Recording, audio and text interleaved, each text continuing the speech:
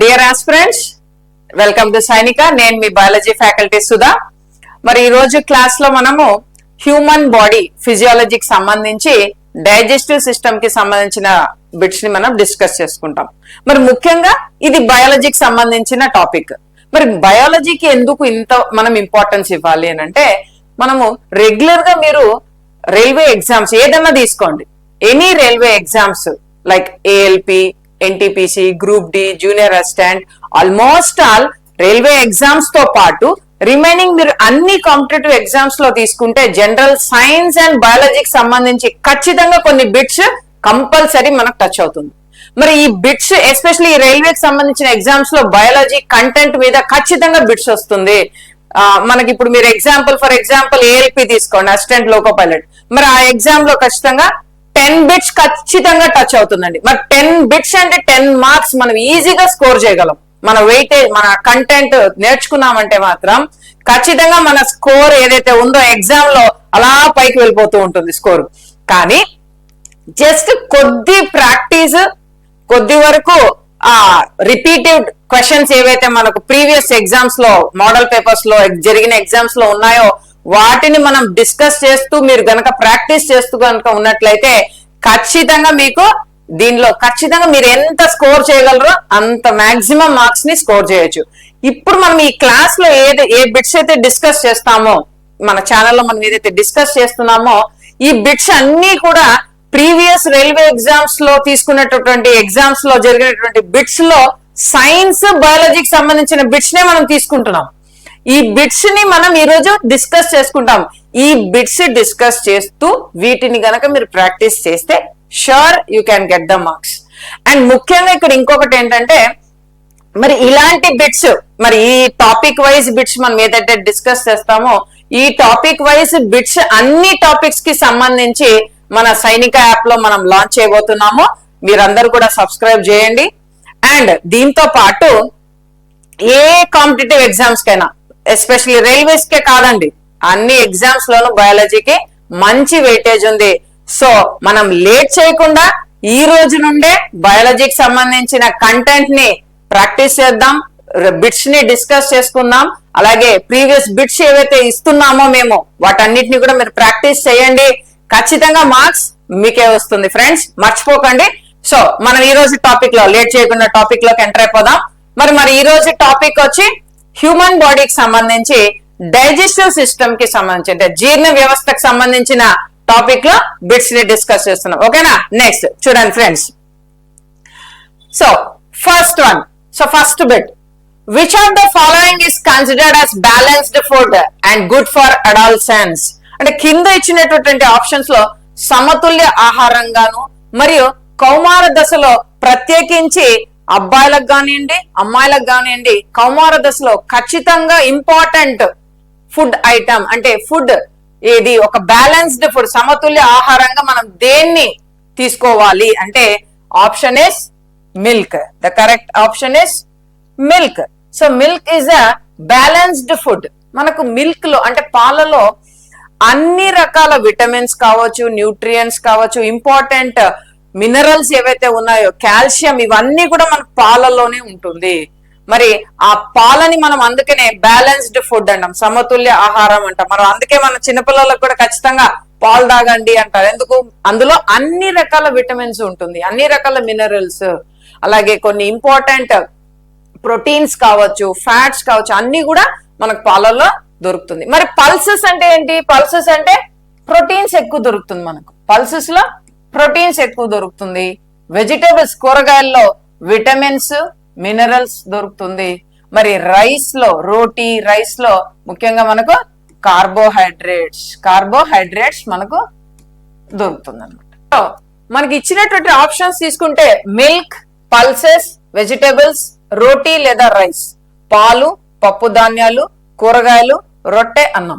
మరి first pulses, proteins. Pulses లో ముఖ్యంగా మనకు దొరికేటటువంటి న్యూట్రియంట్ ఏదంటే ప్రోటీన్స్. మరి ప్రోటీన్స్ దేనికి యూజ్ అవుతుంది? ప్రోటీన్స్ మెయిన్ గా బాడీ బిల్డింగ్.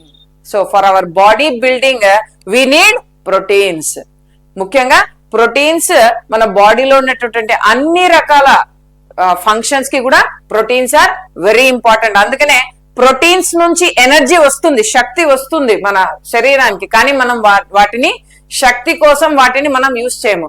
బాడీ డెవలప్మెంట్ కోసం మనం దాన్ని యూజ్ చేస్తాం అనమాట ప్రోటీన్స్ ని. మరి అలాగే వెజిటేబుల్స్ లో, కూరగాయల్లో ఉన్నటువంటి ఆ విటమిన్స్, మినరల్స్ ఏవైతే ఉన్నాయో వీటి నుండి గుర్తుపెట్టుకోండి, వీటి నుండి మనకు ఎనర్జీ రాదండి. విటమిన్స్, మినరల్స్ నుంచి మనకు ఎటువంటి శక్తి దొరకదు, శక్తి రాదు. మరి వాటిని మనము సమతుల్య ఆహార విషయంలో మనం వాటిని ఎందుకు యాడ్ చేసుకోవాలి అంటే, బ్యాలెన్స్డ్ డైట్ లో మనం దాన్ని ఎందుకు యాడ్ చేసుకోవాలి అంటే, ఈ విటమిన్స్, మినరల్స్, ఖనిజ లవణాలు, ఈ విటమిన్స్ అన్ని కూడా మనకు మన బాడీలో జరిగే జీవక్రియ, బయోకెమికల్ రియాక్షన్స్ అంటాము.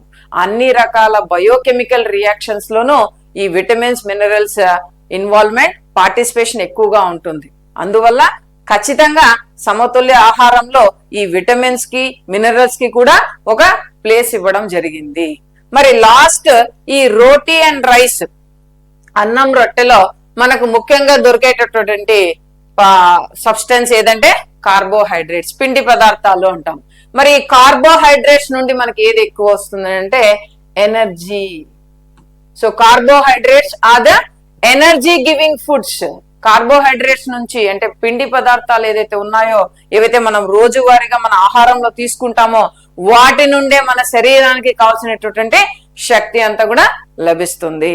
మరి బ్యాలెన్స్డ్ ఫుడ్ ఇక్కడ ఇచ్చినటువంటి ఆప్షన్ లో కౌమార దశలో ప్రత్యేకించి సమతుల్య ఆహారంగా ఖచ్చితంగా తీసుకోవాల్సినటువంటి పదార్థం ఏదనంటే మిల్క్. మిల్క్ ఇస్ ద పాలు. Correct answer. Okay, next bit వెళ్దామండి. Now which is not a function as an excretory organ. మానవులలో విసర్జన అవయవంగా పని చేయనటువంటిది ఏది? విసర్జన అవయవంగా. మరి మన ఆప్షన్స్ ఒకసారి చూద్దామండి. Lungs, skin, small intestine, large intestine. ఊపిరితిత్తులు, చర్మం, చిన్న ప్రేగు, పెద్ద ప్రేగు. మరి ఫస్ట్ స్కిన్ తీసుకుందాం. Option skin. మరి స్కిన్ విసర్జన అవయవంగా మనకు ఖచ్చితంగా పనిచేస్తుంది. ఎందుకంటే మన చర్మం నుండే మనకు ఆ స్వెట్ ఏదైతే ఉందో అది బయట రిలీజ్ అవుతుంది. మన చర్మం నుండే కొన్ని వేస్ట్ మెటీరియల్స్ బయటకు మనం రిలీజ్ చేస్తాం చర్మం నుండి. అప్పుడు మనం బయట మనకు అవసరం లేని పదార్థాలని ఏదైతే మనం బయట విసర్జిస్తామో అప్పుడు అది విసర్జనకు సంబంధించిన అవయవం అనే అర్థం. Next small intestine, large intestine, చిన్న పేగు, పెద్ద పేగు అనమాట.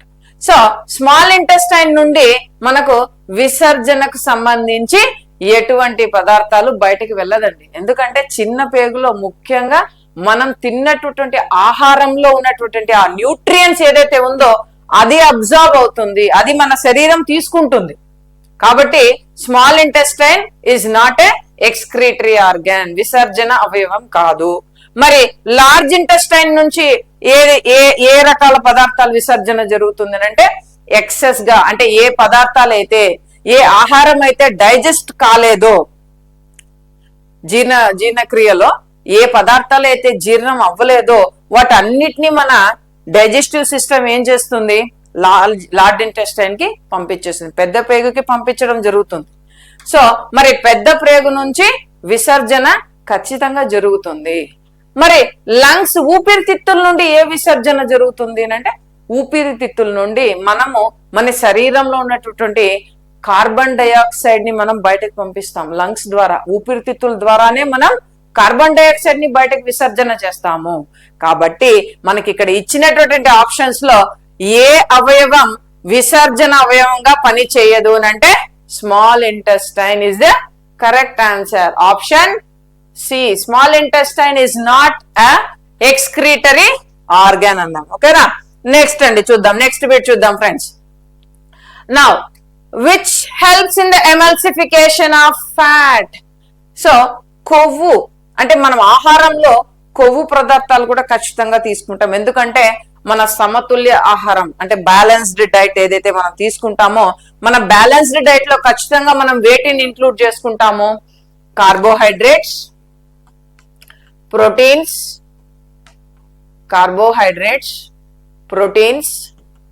ఫ్యాట్స్, విటమిన్స్, మినరల్స్, వీటన్నిటిని దీంతో పాటు రఫేజెస్, వాటర్. సో ఇవన్నీ కూడా సమతుల్య ఆహారం, బ్యాలెన్స్డ్ డైట్ అంటాం. మరి వీటిలో కొవ్వు పదార్థాలు కూడా ఖచ్చితంగా ఉంటాయండి. మరి ప్రత్యేకించి ఈ కొవ్వు పదార్థాలని ఎమల్సిఫికేషన్ చేసే దాంట్లో, అంటే ఈ కొవ్వు పదార్థాలు ఏవైతే పెద్ద పెద్ద మాలిక్యూల్స్ లాగా ఉంటుందో వాటన్నిటిని చిన్న మాలిక్యూల్స్ లాగా, స్మాల్ గ్లోబ్యూల్స్ లాగా మార్చడానికి ముఖ్యంగా సహాయపడేది ఏదంటే బైల్ సాల్ట్స్. బైల్ సాల్ట్స్, పిత్త లవణాలు అని అంటాం. ఓకే, మరి ఇక్కడ ఈ పిత్త లవణాలు, బైల్ సాల్ట్స్ ఏదైతే ఉందో, మరి ఆ బైల్ జ్యూస్ అనేది ఎక్కడి నుంచి రిలీజ్ అవుతుంది అంటే లివర్, కాలేయం నుండి. కాలేయం నుండి ఈ బైల్ జ్యూస్ రిలీజ్ అవ్వడం జరుగుతుంది. మరి ఆ బైల్ జ్యూస్ లో ముఖ్యంగా మనకు colic acid and deoxycholic acid అనే ఈ రెండు సాల్ట్స్, లవణాలు ముఖ్యంగా ఈ కొవ్వు పదార్థాల ఎమల్సిఫికేషన్ లో ముఖ్య పాత్రని పోషిస్తుంది. So bile salts play an important role in the emulsification of fats. మరి ఇక్కడ HCl ఉంది. మరి HCl దేనికి ఉపయోగపడుతుంది? HCl is meant for, HCl is released in the stomach. మరి HCl ఎక్కడి నుంచి రిలీజ్ అవుతుంది? స్టమక్ లో రిలీజ్ అవుతుంది. మరి వీటి ముఖ్య విధులు ఏంటంటే మనం తిన్న ఆహారంలో ఉన్నటువంటి మైక్రో ఆర్గానిజమ్స్, సూక్ష్మ జీవులు, ఈ మైక్రో ఆర్గానిజమ్స్ ఏవైతే మనం పొరపాటున మనం తిన్న ఆహారంలో గనక ఉన్నట్టయితే అవన్నీ కూడా ఈ HCl, హైడ్రోక్లోరిక్ యాసిడ్ వల్ల అవన్నీ కూడా మరణిస్తాయి. అలాగే పెప్సిన్. మరి ఈ పెప్సిన్ అనేది ఒక ఎంజైమ్. మరి ఈ పెప్సిన్ ఎంజైమ్ ఎక్కడ ఉంటుంది అంటే స్టమక్ లో రిలీజ్ అయ్యేటటువంటి గ్యాస్ట్రిక్ జ్యూస్ లో ఈ పెప్సిన్ ఎంజైమ్ ఉంటుంది. And vitamin K or trypsin. ఈ విటమిన్ K అంటే విటమిన్స్ లో, ఫ్యాట్ సాల్యుబుల్ విటమిన్స్ లో విటమిన్ K ఒకటి. సో మరి ముఖ్యంగా కొవ్వు పదార్థాల ఎమల్సిఫికేషన్ లో ముఖ్య పాత్ర ఎవరు పోషిస్తారనంటే bile salts. So what are the two bile salts? రెండు బైల్ సాల్ట్స్ ఉంటుంది మనకి. ఏదది? Cholic acid and deoxycholic acid. Okay, next bit చూద్దామండి. మరి ఇప్పుడు which of the following organisms has a longer small intestine? కింది వాటిలో పొడవైన చిన్న పేగు గల జీవి ఏది? మరి ముఖ్యంగా ఇప్పుడు ఈ ఆవులు, క్యాటిల్. సో ఈ ఆవులో తీసుకున్నట్టయితే మరి వాటి డైజెస్టివ్ సిస్టమ్ లో కడుపు చాలా పెద్ద పార్ట్ అన్నమాట. The stomach of cow is very big. It is divided into 4 parts. So that is rumen, reticulum, omasum and abomasum. So మరి ఈ ఆవులో ఈ కడుపుకి సంబంధించి పెద్ద this is the largest part, stomach is the largest part of the cow's digestive system, where in that small intestine, large intestine is also very bigger, it is very long. So కింద ఇచ్చినటువంటి options లో చిన్న పేగు పొడవుగా ఉన్నటువంటి జీవి ఏదనంటే ఆవు. ఎందుకు మరి అంత పొడవుగా? మరి అలాగే మనం ఈ స్టమక్ కూడా తీసుకున్నట్టయితే 4 parts గా డివైడ్ అయింది. The stomach of cow is divided into 4 parts కదండి. మరి ఆ 4 parts ఎందుకునంటే ఆవు ప్రత్యేకించి తిన్న ఆహారాన్ని వెంటనే జీర్ణం చేయదు. అలాగే దాన్ని కాస్త నమిలి లోపలికి పంపించేస్తుంది. పంపించిన తర్వాత అది తీరిగ్గా కూర్చున్నప్పుడు ఎక్కడైనా వాటిని మళ్ళీ రిటర్న్ దాని నోటికి తీసుకొని వచ్చి వాటిని నెమరేస్తూ ఉంటుంది. అలా బాగా నెమరేసి బాగా దాన్ని గ్రైండ్ చేసి ఇంకొకసారి దాన్ని డైజెస్టివ్ సిస్టమ్ స్టమక్ దగ్గరికి పంపిస్తుంది. అలాంటి ఆర్గానిజమ్స్ ని, అలాంటి జంతువులు ఏమంటామంటే రూమినెంట్స్ అంటాము. ఆవును ఏమంటాం? రూమినెంట్స్ అంటాం. రూమినెంట్ అంటే నెమర వేస్తోంది అని, నెమర వేస్తుందని. అంటే ఆహారాన్ని అది ఏం చేస్తుంది? వెంటనే జీర్ణక్రియ స్టార్ట్ చేయకుండా ఫస్ట్ పైన దాన్ని నమిలి మింగడం జరుగుతుంది, అటు తర్వాత మళ్ళీ దాన్ని నెమరవేస్తుంది. అందుకనే వాటిని రూమినెంట్ అని అంటాము. మరి ఆ నెమరవేసే ప్రాసెస్ ని రూమినేషన్ అంటాం. This process is called rumination. Okay, next bit చూద్దామండి. So in which part of the human body villi is present? Villi. So villi అనే స్ట్రక్చర్ మనకు హ్యూమన్ బాడీలో ఎక్కడ కనిపిస్తుంది? మానవ శరీరంలో ఏ భాగంలో విల్లై ఉంటుంది? మరి so the correct answer is small intestine. మరి చిన్న పేగులో మరి ఈ విల్లై లాంటి స్ట్రక్చర్స్ వల్ల ముఖ్యంగా ఏ ఫంక్షన్ ఉంది అంటే వాటి విధులు ఏంటంటే, చిన్న పేగులో ముఖ్యంగా ఆహారం పూర్తిగా జీర్ణం అవడం జరుగుతుంది. ఎప్పుడైతే ఆహారం పూర్తిగా జీర్ణం అయిపోతుందో చిన్న పేగులో, మరి ఆ ఆహారం నుండి అంటే మనం తీసుకునేటటువంటి ఆహారం కాంప్లెక్స్, మరి ఆ కాంప్లెక్స్ ఆహారం మొత్తం సింపుల్ గా మారాలి. అలా సింపుల్ గా మారినటువంటి ఆహార పదార్థాలని మనం న్యూట్రియంట్స్ అంటాము. మరి ఆ న్యూట్రియంట్స్ అన్ని కూడా చిన్న పేగులో ఉంటుంది. మరి చిన్న పేగులో ఉన్నటువంటి ఈ న్యూట్రియంట్స్ ని ఎవరు అబ్జర్వ్ చేసుకుంటారు అంటే, ఎవరు అబ్జర్వ్ చేస్తారంటే విల్లై. చిన్న పేగులో ఉండేటటువంటి ఈ భాగాల్లో ఈ విల్లై అనే స్ట్రక్చర్ ఉంటుంది. ఇలా ఉంటుంది. ఇక్కడ చూడండి, మీకు ఇక్కడ కనిపిస్తుంది. ఈ విల్లై స్ట్రక్చర్ ఏం చేస్తుందంటే, చిన్న పేగులో బాగా జీర్ణమయ్యి న్యూట్రియంట్ గా మారినటువంటి పదార్థాలు అన్నిటినీ కూడా అది అబ్జార్బ్ చేసుకొని రక్తం అంటే బ్లడ్ లోకి అది పంపించడం జరుగుతుంది. So the విల్లై structure is present in small intestine. Next, the enzymes responsible for final conversion of proteins into amino acids, complex carbohydrates into glucose and fats into fatty acids and glycerol. మరి మనకు జీర్ణ వ్యవస్థకు సంబంధించి, మన జీర్ణ వ్యవస్థ అంటే మన డైజెస్టివ్ సిస్టమ్ మౌత్ అంటే నోటి నుండి స్టార్ట్ అయ్యి యానస్ వరకు ఎక్స్టెండ్ అయింది. So our digestive system starts from mouth. Our digestive system starts from mouth and it ends with anus.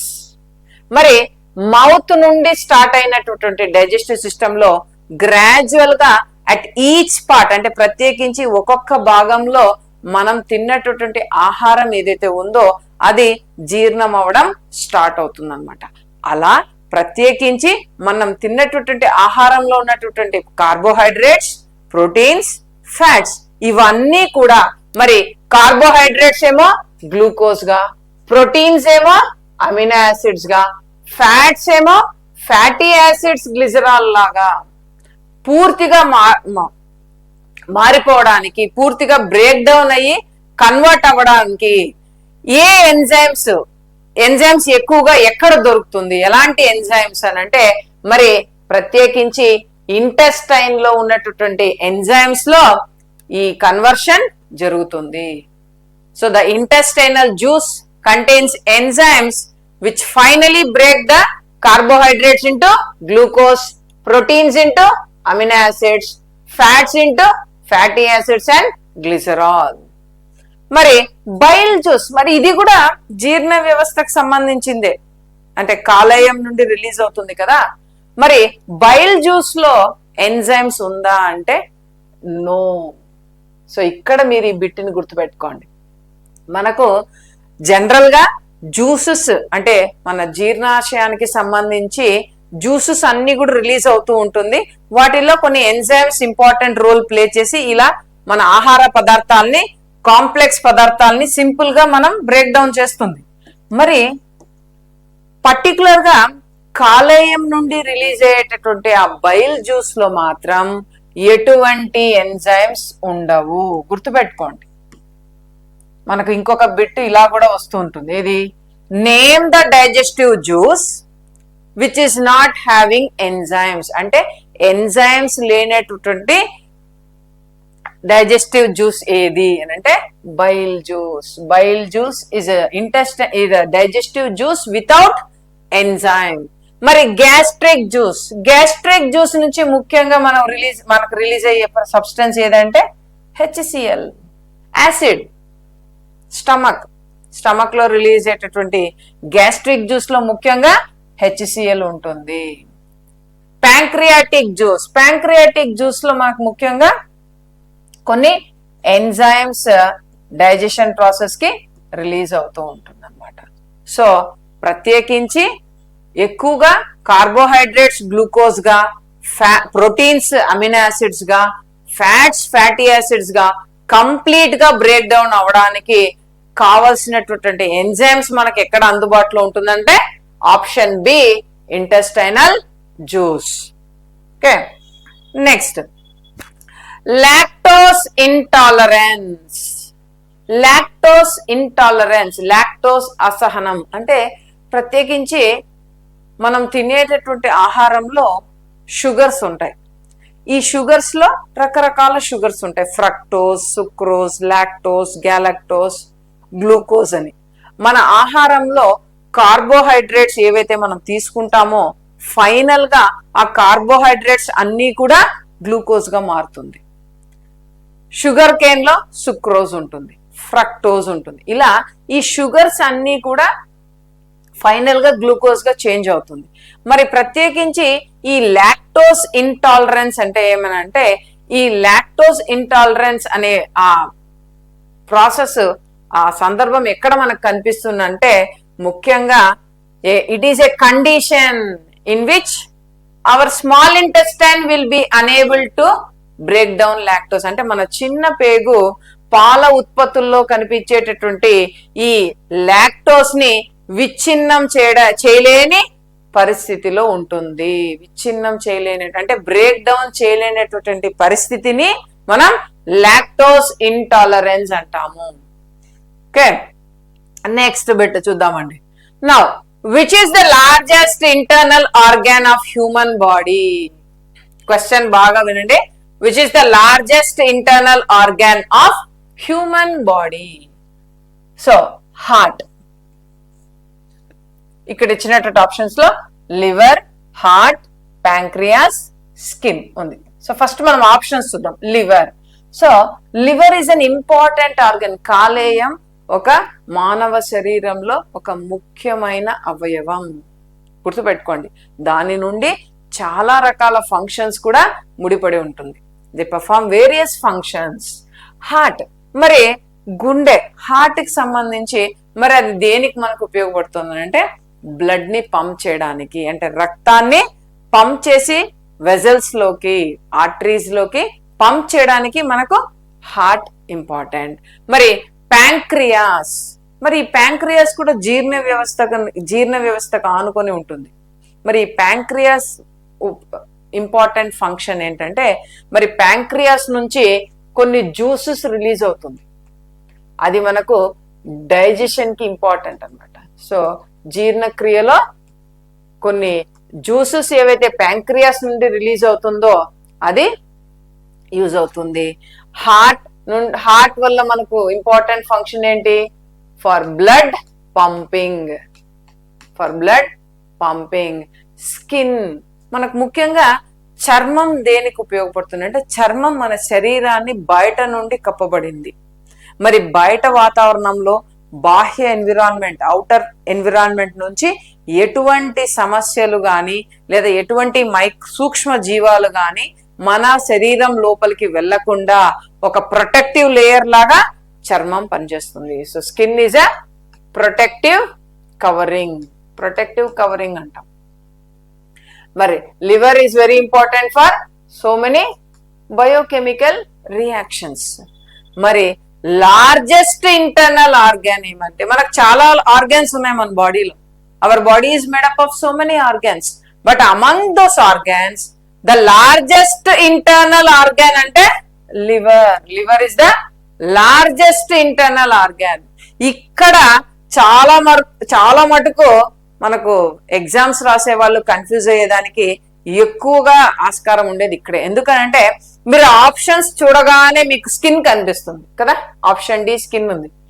అంటే మనకు తెలిసి మానవ శరీరంలో అతి పెద్ద అవయవం ఏది అని అంటే చర్మమే, కరెక్టే. మరి ఇక్కడ క్వశ్చన్ ఏముంది? లార్జెస్ట్ ఇంటర్నల్, ఇది ట్విస్ట్ అన్నమాట. ఇలాంటి క్వశ్చన్స్ మనకు రిపీట్ అవుతూ ఉంటాయి. ఎక్కడ మనం కన్ఫ్యూజ్ అవుతాం? జనరల్ గా క్వశ్చన్ పేపర్ సెట్ చేసే వాళ్ళ మెథడ్ అలాగే ఉంటుంది. చిన్న లాజిక్, చిన్న కన్ఫ్యూజన్ ఉంటుంది.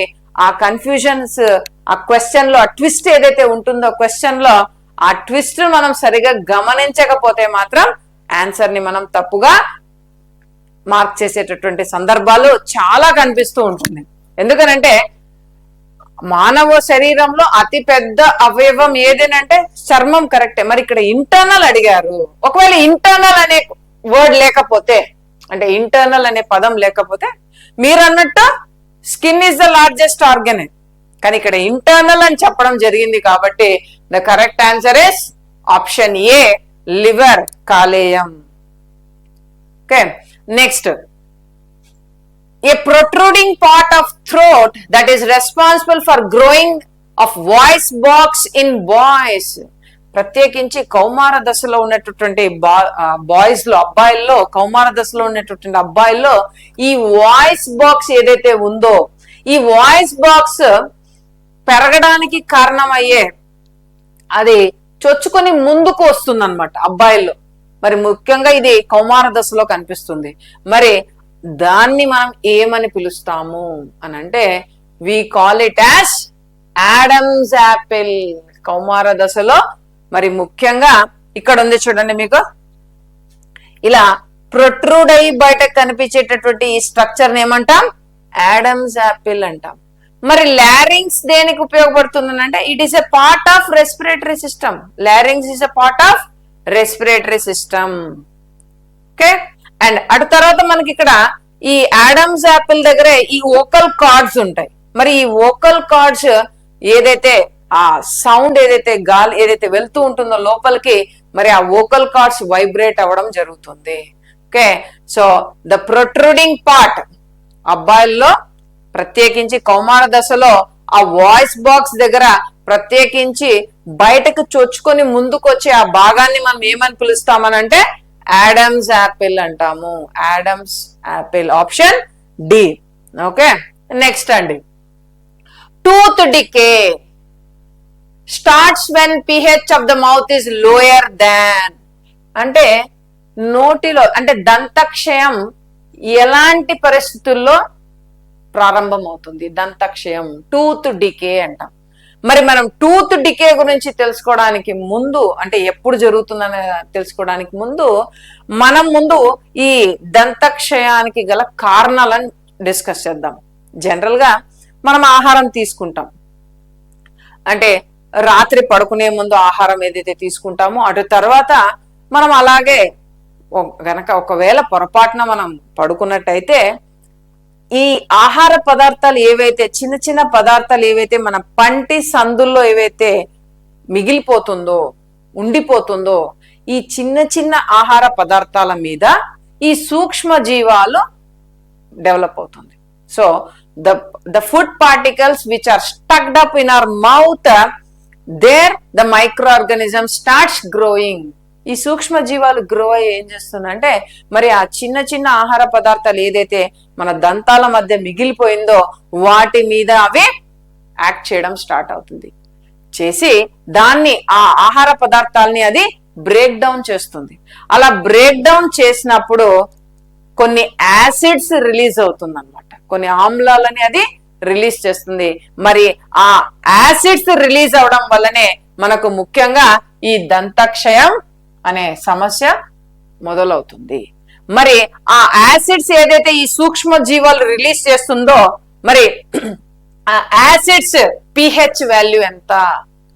So the pH value is 5.5. ఒకవేళ ఆ సూక్ష్మ జీవాలు రిలీజ్ చేసేటటువంటి ఆమ్లాల pH వాల్యూ 5.5 అంతకన్నా తక్కువ ఉంటే మాత్రం ఖచ్చితంగా మనం దంతక్షయం అనే సమస్యతో మనం ఇబ్బంది పడతాం అన్నమాట. ఓకే, మరి ఈ pH వాల్యూని దీంతో పాటే మనం ఈ pH వాల్యూకి సంబంధించి కూడా కొన్ని ఇన్ఫర్మేషన్ మనం గ్యాదర్ చేసుకుందాం ఇక్కడ. సో pH వాల్యూ అంటే it is the potential of hydrogen. It is measured with the scale, pH scale అంటాము. మరి ఈ pH స్కేల్ ఎక్కడి నుండి స్టార్ట్ అవుతుందంటే 0 నుండి 14 వరకు ఉంటుంది. సో 0, 1, 2, 3, 4, 5, 6, 7, 8, 9, 10, 11, 12, 13, 14. మరి 0 నుండి 7 కన్నా ముందు దీన్ని మనం యాసిడ్స్ అంటాం. మరి 7 నుండి 14 ని మనం బేస్ అని అంటాం. ఆమ్లాలు బేస్ అని అంటాం. మరి ఈ 7 వాల్యూ ఏదైతే మిడిల్ లో ఉందో ఇది న్యూట్రల్ అన్నమాట. ఇది న్యూట్రల్ pH. అంటే the pH value below 7 it is acid and the pH value above 14 is base. మరి దంతక్షయానికి సంబంధించి pH వాల్యూ 5.5 అని అంటే మరి 5.5 అనే వాల్యూ ఎక్కడ వస్తుంది? బిలో 7 వస్తుంది. అంటే అప్పుడు యాసిడ్స్. మరి యాసిడ్స్ ఎక్కడి నుంచి రిలీజ్ అవుతుంది అని డిస్కస్ చేసాం ఇప్పుడే మనం. మైక్రో ఆర్గానిజం, సూక్ష్మ జీవాలు ఏవైతే మన నోటిలో చేరి ఆహార పదార్థాలని బ్రేక్ డౌన్ చేస్తుందో అవి ప్రొడ్యూస్ చేసే యాసిడ్ వల్లనే దంతక్షయం ఏర్పడుతుంది.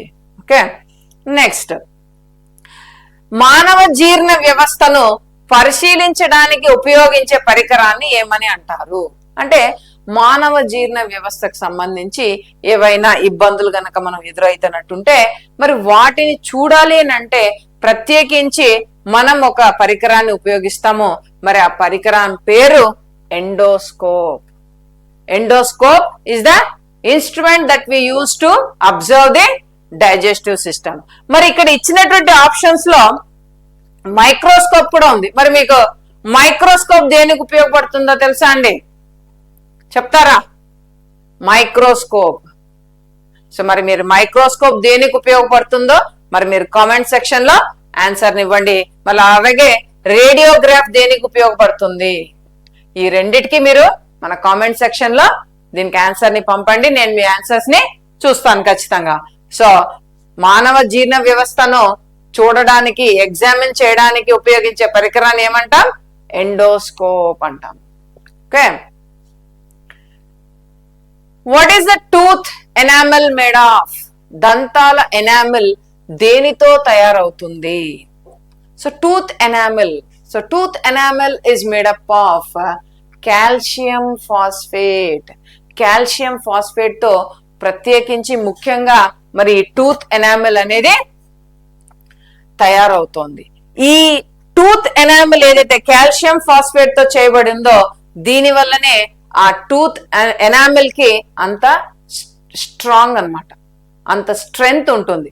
మన శరీరంలో the strongest part of our body అంటే ఎనామెల్ అంటాం. ఎందుకు? It is made up of calcium phosphate. మరి దీంతో పాటు నేను మీకు ఇంకో క్వశ్చన్ అడుగుతాను. మానవ శరీరంలో ఎముకలలో ప్రత్యేకించి మనకు అవి వేటితో చేయబడుతుంది? మరి వాటికి ఆ స్ట్రెంగ్త్ కి కారణమయ్యేటటువంటి పదార్థాలు ఏదో దాన్ని మీరు మన కమెంట్ సెక్షన్ లో ఆన్సర్ పంపండి. ఓకే, నెక్స్ట్ మన నాలుకపై ఏ గ్రాహకాలు ఉన్నాయి? What are the receptors that we have in our tongue? అంటే మన నాలుక మీద కొన్ని గ్రాహకాలు ఉంటాయి, అంటే రెసెప్టార్స్ అంట. అంటే మనం ఏ ఆహార పదార్థాలు తిన్నా వాటికి సంబంధించిన టేస్ట్ ని ఫస్ట్ ఐడెంటిఫై చేసేది ఈ గ్రాహకాలే. అంటే మనం ఏ పదార్థం నోట్లోకి వేసుకున్నా మరి అవి ప్రత్యేకించి ఈ గ్రాహకాల దగ్గరికి వెళ్ళినప్పుడు అవి వాటిని ఐడెంటిఫై చేసి ఆ ఇన్ఫర్మేషన్ ఇక్కడ చూడండి మీకు కనిపిస్తోందా? మరి ఆ ఇన్ఫర్మేషన్ ఇక్కడ నుండి బ్రెయిన్ కి తీసుకెళ్తోంది. So what is that? Receptors which is there in our tongue. అంటే మన నాలుకపై ఉన్నటువంటి ఆ గ్రాహకాల్ని మనం ఏమని పిలుస్తామనంటే gustatory. Gustatory receptors. So gustatory receptors are present in tongue. మరి photoreceptors are present in eyes. కంటిలో ఈ ఫోటో రిసెప్టార్స్ ఉంటుంది. మరి చూపుకు సంబంధించి మనం ఏ విషయాన్నైనా ఏ ఆబ్జెక్ట్ నైనా మనం చూస్తే ఆ ఇమేజ్, ఆ లైట్ ఇమేజ్ మన కంటి మీద పడి ఆ ఫోటో రిసెప్టార్స్ అనే ఈ గ్రాహకాలు బ్రెయిన్ కి పంపించడం జరుగుతుంది. మరి ఆల్ ఫ్యాక్టరీ అంటే ఇది నోస్ కి సంబంధించి, ఇది మరి ముక్కుకు సంబంధించి, అంటే మన ముక్కులో ఈ ఆల్ ఫ్యాక్టరీ రిసెప్టార్స్ ఉంటుందన్నమాట. వీటి పని ఏమంటే ముఖ్యంగా వాసనని గమనించడం, to sense the smell. Okay, మరి tongue is meant for taste, nose is meant for smell and eyes for vision. Okay, next అండి, నెక్స్ట్ బిట్ చూద్దాం. By which process does food enters in the esophagus? అంటే అన్నవాహికలోకి ఆహారం ఏ ప్రక్రియ ద్వారా ప్రవేశిస్తుంది అంటే, మనం ఆహారం తీసుకునే విషయంలో అంటే మన జీర్ణ వ్యవస్థలో అంటే మన డైజెస్టివ్ సిస్టంలోకి మొత్తం ఆ డైజెషన్ ప్రాసెస్ అంతా కూడా కలిపి ప్రత్యేకించి మనకు 5 steps లో కంప్లీట్ అవుతుంది. The entire digestion process is completed in 5 steps. The first step is ingestion, తీసుకోవడం. Next digestion, absorption, assimilation and the last step is defecation. ప్రత్యేకించి ఈ 5 steps ద్వారా మన ఎంటైర్ డైజెషన్ ప్రాసెస్ జరుగుతుంది. మరి మనం నోటిలో ఉన్నటువంటి ఆహార పదార్థం ఇమీడియట్ గా అన్నవాహిక అంటే ఈసోఫేగస్ లోకి వెళ్ళడానికి ఉపయోగపడే ఆ ప్రాసెస్ ఏమంటామంటే ఇంజెషన్ అంటాము. మరి డైజెషన్ అంటే మన ఆహార పదార్థాలు బ్రేక్ డౌన్ అవుతుంది, అంటే మనం తీసుకునేటటువంటి ఆహార పదార్థాలు ఏమవుతుంది, బ్రేక్ డౌన్ అవుతుంది. అసిమిలేషన్ అంటే మనం వాటిని ఉపయోగించుకుంటాం, అంటే ఆహార పదార్థాలు ఏదైతే బ్రేక్ డౌన్ అయిందో వాటిని మనం ఉపయోగించుకొని మన రోజువారీ విధులు ఏదైతే మన శరీరంలో అవయవాలకు సంబంధించి కావచ్చు, టిష్యూలకు సంబంధించి కావచ్చు, కణాలకు సంబంధించి కావచ్చు, వాటన్నిటిలోనూ మనము వాటిని ఉపయోగించుకుంటాము. డెఫెకేషన్ అంటే విసర్జన. విసర్జన అంటే మన ఆహార పదార్థాలు తిన్న తర్వాత పూర్తిగా అవి జీర్ణమైన తర్వాత మిగిలినటువంటి అంటే పూర్తిగా జీర్ణం కానటువంటి అవసరం లేనటువంటి ఆ వేస్ట్ ఏదైతే ఉందో అది మనం విసర్జన చేస్తాము. మరి ఆ ప్రాసెస్ ని డెఫెకేషన్ అంటాము. Okay, the contraction and expansion movements of the walls of the food pipe is called ఆహార గొట్టం అంటే ఫుడ్ పైప్ అంటాం. మరి ఆహార గొట్టం గోడల సంకోచం మరియు విస్తరణకు కదలికలను ఏమని పిలుస్తాము? So the movements of oesophagus food pipe, so what do we call? So we call it as peristalsis.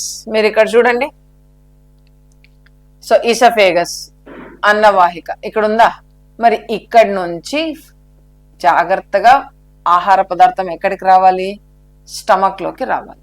మరి ఈ ఆహార పదార్థాలు స్టమక్ లోకి రావాలి అని అంటే ప్రత్యేకించి ఈ అన్నవాహిక అంటే ఫుడ్ పైప్ లేదా ఈసోఫేగస్ అని అంటాము. ఈ oesophagus the walls of the ఈ ఈసోఫేగస్ గోడలన్నీ కూడా కండరాలతో చేయబడింది, మజిల్స్ తో చేయబడింది అన్నమాట. మరి ఈ మజిల్స్ కాంట్రాక్ట్ రిలాక్స్ అవ్వడం వల్ల ఈ ఆహార పదార్థం చూడండి మీకు ఇక్కడ కనిపిస్తోందా గ్రీన్ కలర్ లో, మరి ఇదేమవుతోంది ముందుకి జరుగుతూ ఇలా మెల్లగా ముందుకు జరుగుతూ కింద ఉన్నటువంటి స్టమక్ దగ్గరికి వచ్చి చేరిపోతుంది అన్నమాట. సో ఇక్కడ నుంచి స్లోగా మూవ్ అయ్యి ఈ ఈసోఫేగస్ లో స్లోగా మూవ్ అయ్యి ఈ ఆహార పదార్థాలు అన్ని కూడా స్టమక్ లోకి వచ్చి చేరడం జరుగుతుంది. మరి ఈ మూవ్మెంట్ ఈ కదలికలు ఏవైతే ఉందో ఆహార పదార్థాలు ఈ ఫుడ్ పైప్ లో ఆ కదలికలు ఏవైతే ఉందో ప్రత్యేకించి ఆ కదలికలు ఒక వేవ్ లాగా ఉంటుంది, ఒక అల లాగా ఉంటుంది అంటాము. అందుకని దాన్ని మనం సైన్స్ లో పెరిస్టాల్సిస్ అంటాము. పెరిస్టాల్సిస్ అంటాము. So the movement of food in oesophagus is by peristaltic movement. Okay, next saliva, లాలాజలం. సో మన జీర్ణ వ్యవస్థలో లాలాజలం కూడా, అంటే జీర్ణ క్రియలో, డైజెషన్ ప్రాసెస్ లో saliva is also very important. లాలాజలం కూడా చాలా ముఖ్యమైన పాత్రని పోషిస్తుంది. ఫస్ట్ మనం లాలాజలం అంటే ఏమని చూద్దాం. సో ఈ లాలాజలం ప్రత్యేకించి సలైవరీ గ్లాండ్స్ నుంచి సెక్రీట్ అవుతుంది. అంటే మన నోటి దగ్గర ఉన్నటువంటి ఆ లాలాజలం ఉత్పత్తి అయ్యే గ్లాండ్ నుండి రిలీజ్ అవుతుంది. మరి ఆ రిలీజ్ అయినటువంటి ఆ లాలాజలం మొత్తం నోటిలోకి చేరడం జరుగుతుంది. ఎప్పుడునంటే ఎప్పుడైతే మనం ఆహార పదార్థాలని నోట్లోకి తీసుకుంటామో ఇమీడియట్ గా ఈ లాలాజలం రిలీజ్ అవుతుంది.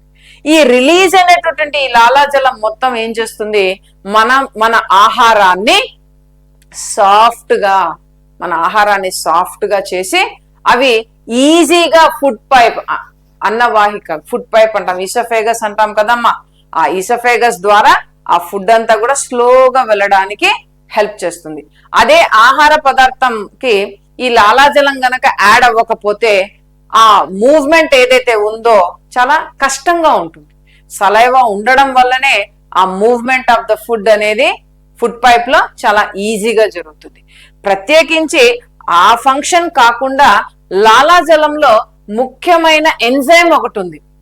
మరి ఆ ఎంజైమ్ పేరేంటి, లాలాజలంలో ఉన్నటువంటి ఆ ఎంజైమ్ పేరు ఏది అని అంటే, ఇప్పుడు మనం ఫస్ట్ ఇక్కడ ఆప్షన్స్ తీసుకుందాం. లైగేస్. మరి ఈ లైగేస్ అనే ఎంజైమ్ డిఎన్ఏ రెప్లికేషన్ లో మనకు యూజ్ అవుతుంది. ప్రోటీయేసెస్ అనేది ఈ ఎంజైమ్ ముఖ్యంగా ప్రోటీన్ బ్రేక్ డౌన్ లో యూజ్ అవుతుంది. అమైలేజ్ అనే ఎంజైమ్ ప్రత్యేకించి కార్బోహైడ్రేట్ డైజెషన్ లో ఎక్కువగా ఉపయోగపడుతుంది. లైపేజ్ అనే ఎంజైమ్ ప్రత్యేకించి కొవ్వు పదార్థాలు, ఫ్యాట్స్ అన్నాం కదా, మన సమతుల్య ఆహారంలో ఫ్యాట్స్ కూడా తీసుకుంటాం కదమ్మా, మరి ఆ ఫ్యాట్స్ డైజెస్ట్ అవ్వాలన్నా, బ్రేక్ డౌన్ అవ్వాలన్నా లైపేజ్ కావాలి. సో అప్పుడు మనకు లాలాజలంలో ఉన్నటువంటి ఆ ఎంజైమ్ ఏది, దాని పేరు ఏది అంటే అమైలేజ్. లాలాజలంలో ఉన్నటువంటి ఎంజైమ్ పేరు అమైలేజ్. మరి ప్రత్యేకించి అమైలేజ్ ఎంజైమ్ దేనికి ఉపయోగపడుతుందంటే మనం తీసుకున్నటువంటి పిండి పదార్థాలని షుగర్స్ గా మార్చడానికి ఉపయోగపడుతుంది అమైలేజ్. ఓకే, నెక్స్ట్ బిట్కి వెళ్దామా. గొంతులో రింగ్స్ అంటే వలయాలు ఉంటాయి, మరి వాటిని ప్రత్యేకించి ఏమని పిలుస్తాము? Name the rings which are present in the throat. అంటే మన థ్రోట్ లో ఉన్నటువంటి ఆ ట్రకియా, విండ్ పైప్ అంటాం కదా, మరి ఆ విండ్ పైప్ దగ్గర ఉన్నటువంటి ఆ రింగ్స్ ని మనం ఏమని పిలుస్తాము అని అంటే cartilage rings. So we have cartilage rings, మృదులాస్థి. మరి ప్రత్యేకించి ఇక్కడ చూడండి, మీకు కనిపిస్తోంది ట్రకియాలో ఈ కార్టిలేజ్ రింగ్స్ ఏవైతే ఉన్నాయో, ఇది ఈ కార్టిలేజ్ రింగ్స్ సపోర్ట్ గా పనిచేస్తుంది, ట్రకియాకి సపోర్ట్ గా పనిచేస్తుంది. ఓకే, మరి జాయింట్ అంటే, so joint is a structure which is present between bone and bone, muscle and bone. మరి ఏరియోలార్ టిష్యూ అంటే it is a tissue, muscles are meant for movement, కండరాలు. Okay, next, what is the unit of measurement the energy required for the human body? అంటే మానవ శరీరంలో యొక్క శక్తి అవసరాలను కొలవడానికి ఉపయోగించే కొలత లేదా యూనిట్ ని మనం ఏమని పిలుస్తాము అంటే, ప్రత్యేకించి ఇప్పుడు మనం రోజువారీ ఆహార నియమాలలో మనం ఎక్కువగా మాట్లాడే పదం అన్నమాట. అంటే ఈ ఆహార పదార్థం తింటే మనకి ఇన్ని క్యాలరీస్ వస్తాయి, మరి ఒక యాపిల్ తింటే ఇన్ని క్యాలరీస్ వస్తాయి, ఒక బనానా, ఒక అరటిపండు తింటే ఇంత శక్తి మనకు వస్తుంది అని అంటాం కదా. ప్రతి ఆహార పదార్థం నుండి మనకు శక్తి కొద్దో గొప్ప వస్తుంది. మరి ఆ శక్తిని కొలిచే యూనిట్ ఏది అని అంటే option is calories. So calories are the measuring unit, energy unit for our human body. మరి ఎర్గ్స్, ఓమ్, జౌల్ ఇవన్నీ కూడా మనం ఫిజికల్ సైన్స్ లో ఉపయోగపడే యూనిట్స్ అన్నమాట. Okay, next the energy release at the end of the digestion. జీర్ణక్రియ చివరిలో విడుదలయ్యే శక్తి ఏ రూపంలో ఉంటుంది అంటే జీర్ణక్రియ పూర్తి అయిన తర్వాత ఆ న్యూట్రియంట్స్ ఏదైతే ఉందో అంటే glucose, amino acids, fatty acids ఇవన్నీ కూడా ఆ శక్తి అంతా కూడా ఏ రూపంలో పొందుపరచబడి ఉంటుంది అంటే ఏ రూపంలో స్టోర్ అయి ఉంటుంది అని అంటే రసాయన శక్తి, కెమికల్ ఎనర్జీ. అంటే మనం తినేటటువంటి ఆహారంలో కార్బోహైడ్రేట్స్ నుండి గ్లూకోజ్ కావచ్చు, ప్రోటీన్స్ నుండి అమినో యాసిడ్స్ కావచ్చు, ఫ్యాట్స్ నుండి ఫ్యాటీ యాసిడ్స్ కావచ్చు, ఇవన్నీ కూడా కెమికల్ సబ్స్టెన్సెస్. మరి ఈ కెమికల్ సబ్స్టెన్సెస్ లో స్టోర్ చేయబడినటువంటి ఎనర్జీని మనం ఏమంటాం? కెమికల్ ఎనర్జీ అని అంటాము. మరి ఎలక్ట్రికల్ ఎనర్జీ అంటే, కైనెటిక్ ఎనర్జీ అంటే థర్మల్ ఎనర్జీ. మరి ఈ ఎనర్జీ మనం ఎక్కడ యూజ్ చేస్తామో, ఎక్కడ ఈ ఎనర్జీ ఫార్మ్స్ స్టోర్ అవుతుందో మరి మీరు నాకు ఈరోజు కామెంట్ సెక్షన్ లో పెట్టాలి. నేను మీ ఆన్సర్స్ చెక్ చేస్తానండి. ఓకేనా? మరి ఇంతటితో మనం ఈ టాపిక్ కంప్లీట్ చేసుకున్నాం కదా. సో ఇలాంటి టాపిక్ కి సంబంధించిన బిట్స్ ఏదైతే ఉన్నాయో ప్రత్యేకించి మన సైనిక యాప్ లో మీకు అందుబాటులోకి వస్తుంది తొందరలో. సో మీరు అందరూ కూడా ఫస్ట్ ఇప్పుడు మీరు చేయాల్సిన పని ఏమంటే మన ఛానల్ ని సబ్స్క్రైబ్ చేయండి. మీకు నచ్చినట్టయితే లైక్ చేసి షేర్ చేయండి, మమ్మల్ని సపోర్ట్ చేయండి. ఖచ్చితంగా ఇలాంటి బిట్స్ ఖచ్చితంగా మీకు వస్తాయి. దీని ద్వారా మీకు మీ వెయిటేజ్ పెరుగుతుంది, సబ్జెక్ట్ లో మార్క్స్ పెరుగుతుంది. ఖచ్చితంగా మీరు మంచి స్కోర్ గా తీసుకురావడానికి ఎక్కువ ఛాన్సెస్ ఉంది. దయచేసి సైన్స్ లేదా బయాలజీని మాత్రం నెగ్లెక్ట్ చేయొద్దండి. ఎందుకంటే ఇప్పుడు మీరు చూసారు చిన్న చిన్న బిట్స్, చిన్న చిన్న లాజిక్స్, ట్విస్ట్ ఉంటాయి క్వశ్చన్ లో. అవి కనుక మనం అర్థం చేసుకుంటే ఆన్సర్ చేయడం చాలా ఈజీ. సో హియర్ ఇంతటితో ఈరోజు నా క్లాస్ ని నేను ఎండ్ చేస్తున్నాను. సో ఇంకా లేట్ చేయకుండా మీరు బుక్స్ తీయండి, రెఫర్ చేయండి, మోడల్ పేపర్స్ చూడండి, ఎలాంటి బిట్స్ వస్తాయో చూడండి. మీకు ఏమైనా డౌట్స్ ఉంటే కూడా మన కమెంట్ సెక్షన్ లో మీరు పెట్టండి. వాటి ఖచ్చితంగా నెక్స్ట్ క్లాస్ లో నేను మీకు ఆన్సర్ చేస్తాను. నేను మీ సుధా, సైనింగ్ ఆఫ్.